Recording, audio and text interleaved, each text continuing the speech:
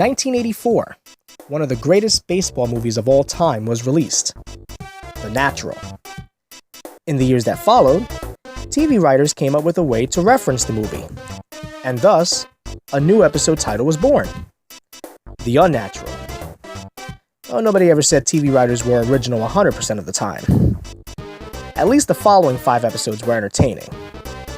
So without further ado, let's start the countdown. The first episode on the list is from The Jeffersons. Airing less than a year after The Natural was released, this episode, from the show's final season, came at a point when The Jeffersons focused less on racial, social, and political topics, and more on whatever the writers felt like throwing at the wall. This is a more traditional baseball episode, done since the early days of television. Too bad we don't see George Jefferson actually playing baseball. Although with this catch, it's easy to see why. At least we get a few player appearances, including Brian Downing, Mike Witt, and of course, Mr. October himself, Reggie Jackson. Next on the list is Perfect Strangers. Unlike The Jeffersons, this episode does involve the main characters playing the sport. Granted, it's softball and not baseball, but close enough. Pretty straightforward plot here. Team is doing well, star player is out, main character added to team, despite not having any baseball talent, but surprises everyone in the end.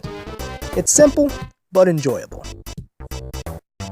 Third on the list is The Wonder Years. While not a traditional sitcom, it still has enough comedic moments to count. And when you have a show about life and growing up, having a baseball episode works out so well.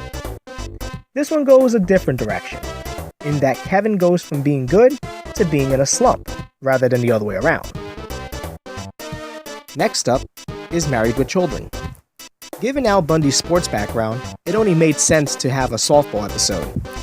This one slightly follows the formula used by Perfect Strangers, and it works just as well here. Look out for a small cameo from both producer Stacy Lipp and co-creator Ron Levitt during the softball game at the end. The game played was a real one and not staged for the episode.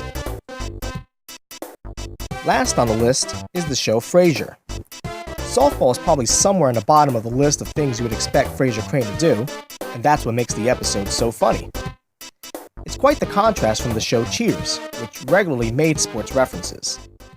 And that covers this list. This is the Sitcom Fiend signing out. If you enjoyed this video and you want to see more, make sure to hit the subscribe button. That way you'll get the notifications and all that good stuff. Until next time.